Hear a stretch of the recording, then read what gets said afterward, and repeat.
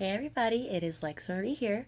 I'm sorry it's a little dark in here. It's like really looks bad outside, like it's about to start pouring. Probably not, but so I have been getting some requests to go ahead and just say a little bit about my experiences that led me kind of to believe that I was psychic. Um, and it was like over a period of literally since I was a kid to about maybe 18 or 19 is when I started to kind of figure it out, that pinpoint what it was.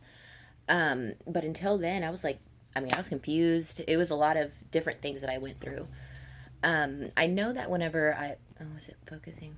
Okay. I don't know what's wrong with this. Okay. Well, when I was a kid, and I'm sure, when I say these experiences, a lot of people are going to be like, I went through that too.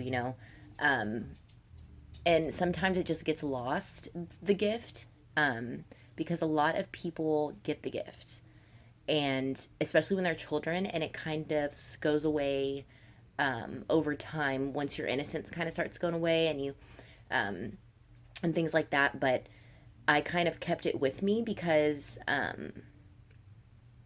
I felt as a child a lot that I was alone and that I didn't have anybody to kind of understand what I was going through. And so I think I kept that part to me. That was something that was real to me, so I kept it. Versus a lot of people that are like, "Oh, I don't know what I'm," it's weird. I don't believe in that stuff, so I'm just gonna let it go. And then it kind of just leaves you until you bring it back. But when I was a child, I remember a few things. Now, there was always spirits that were always trying to contact me when I was younger, but it was more like actual. I could see it with my own eyes. Um, and so whenever I was a kid, of course, um, I don't think kids get as scared because they don't. We can feel if it's a bad or a good presence.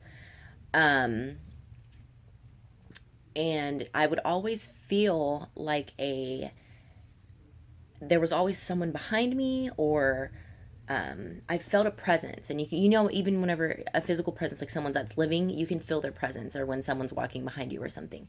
I felt that, but it was spirit. And I would always just, at first I would get a little scared because I didn't know why I felt like someone was behind me or looking at me or something like that, but there was nobody there. And so I would just kind of be like, and I would just move on. Um, I remember a few times now. I'll tell you one story. I was about, I don't know, I was maybe 10, 12.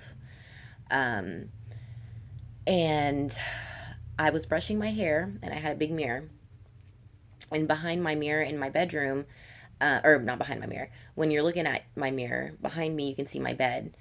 And I was brushing my hair, and I had a doll there. It was kind of a big doll, and it was like chilling on my bed. Well, when I was brushing my hair, I was looking at myself, but in the corner of my eye, I seen the doll floating completely in the air. And then I turned as fast as I could, and it dropped, and it was on the bed, and I was just like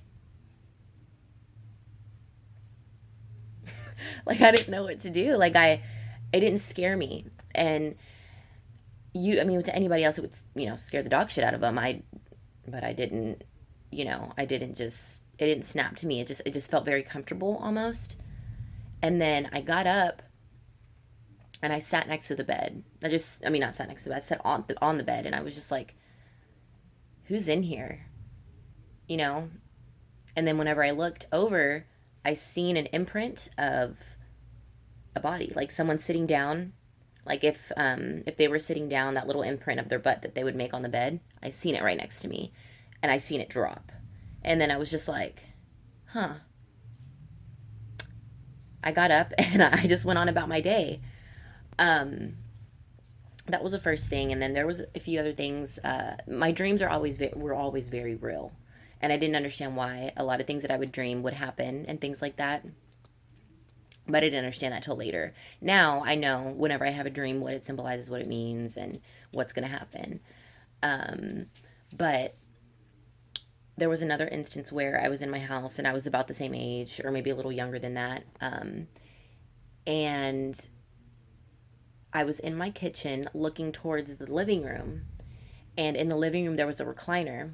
Well, you can't really see behind this recliner, but I knew there was like a, I don't know, like a golfing kit or something. Not a golfing kit. What is it called? A golf bag. I don't even play golf. I don't know, but whatever. So it was behind the recliner. Mind you, I knew I was in the house by myself. So that's the first indication. I just knew I was in the house by myself. So I was looking, I just happened to look, and that's how I knew, I could start to feel presence, because nothing happened before I looked in that specific direction. Well, whenever I did, I looked and I seen a volleyball just roll from behind the recliner to the door.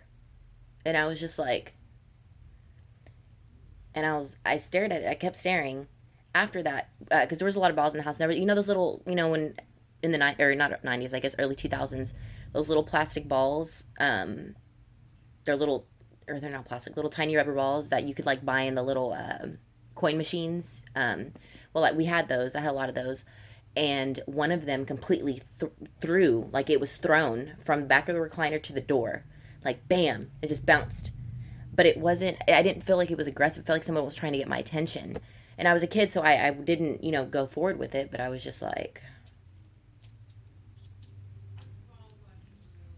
so that was that. Well, later on, I was always getting these feelings, I was, and as a child, I think that whenever you go through things as well as a kid, whenever you go through some trauma, I think that it heightens your abilities. Um, Pain and a lot of suffering, can really bring your intuition to light. And whenever I was a kid, I would pray, and I didn't know who I was praying to. And, I was brought up in a kind of religious household, but not really. It was like, that I'm going to pick and choose what, I feel is good and what is wrong. And if I do wrong, it's okay, because I picked and choose what I wanted to live by. So it was always very hypocritical to me. And so that's why I never really uh, wanted to go to, the church, or, do all those things. But I did believe there was a God, and I did pray to a God when I was a child. And I would always pray to God, or that energy. And I didn't even want to say, God. I just wanted to be like that. I didn't know what it was, because I was a child. I didn't know anything. So I would just say God. And I would just pray, and I would just be like, I don't want to feel alone anymore. And, I was I felt deeply as a child. Stop it, Oliver. Stop. We don't do that. Um, so that faith, I think, in that source, in that universal source that I had, I think really heightened my psychic abilities as a child, because I had that faith in that, and that pure love, and that 100% fact that there was something more than what I was, what we were in right now in this plane. Um, I remember at my grandmother's house, there was a dog that had passed away, and before she passed away, she would always walk in the living room, and you could always hear her, walking around in the hallways and stuff like that. And before she passed, I remember I felt like I could talk to her telepathically, and I didn't know why. And I was a child, and so I was just like, one day she was laying down in the kitchen, and I was in the little den, but I was still a ways away from her to where she had to get up and walk to me. And I was just like, I said in my head very clearly and very, I believed it, I didn't even say anything to her. And usually she wouldn't get up, because she was very old at that time. So she was kind of just lazy and did whatever she wanted. And her eyes were closed and sleeping. And I was quietly sitting there, and I called her name and asked her to come to me, telepathically. And I, sat there for a second. And then after I said it, she opened her eyes, and she looked at me and got up and walked to me. And I was just like, and it was just odd the way that it happened, because usually she wouldn't have done that. And so I was just like, huh. So I let that part go. I didn't try to do it again to any other animal. But that was like a little wow moment for me, that I knew, I didn't know why. And I didn't even know about psychics, or that was possible. I didn't at all. So I was just like, huh. But I knew that there was something in me that needed to do it. if that makes sense. Like your intuition just tells you, like, you can do that. So I was a kid and still didn't do anything about that, but um, a lot of little things made me understand. And then once I started getting like prepubescent age, and then 15, 16, I was, kind of a troublemaker and would do self destructive things. And I felt very deeply, and I didn't really know why. And then there was times later on, maybe 17, 18, I started to get to the point where I would have these horrible dreams. And that was around the time when I helped the first man cross over that I ever helped cross over in a dream was around the time I was probably 17, 18 years old. Um,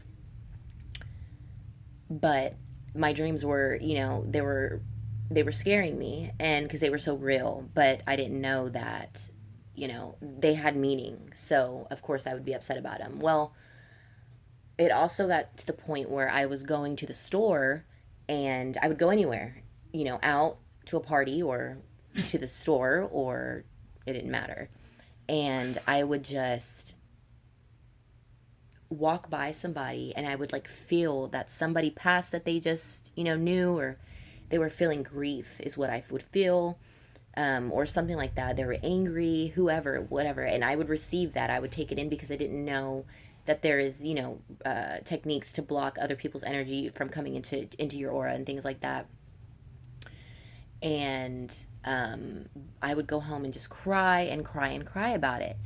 I mean, just it was getting out of control for me, to the point where I couldn't function almost. It was like, why am I feeling so bad, and why can't I go do anything without feeling something like that? And then I started to realize that I was sucking other people's energy in because I wasn't aware. Um, but it was a really hard time for me because I didn't understand. So then I started to do Reiki, or Reiki, however you want to pronounce it, which is chakra healing. And I started to get into that, and I started to start meditating and doing yoga, and that's what brought me into everything. Well, I started looking up things about my experiences, and I was like, and I have people in my family who are also psychics and also do clairvoyant work.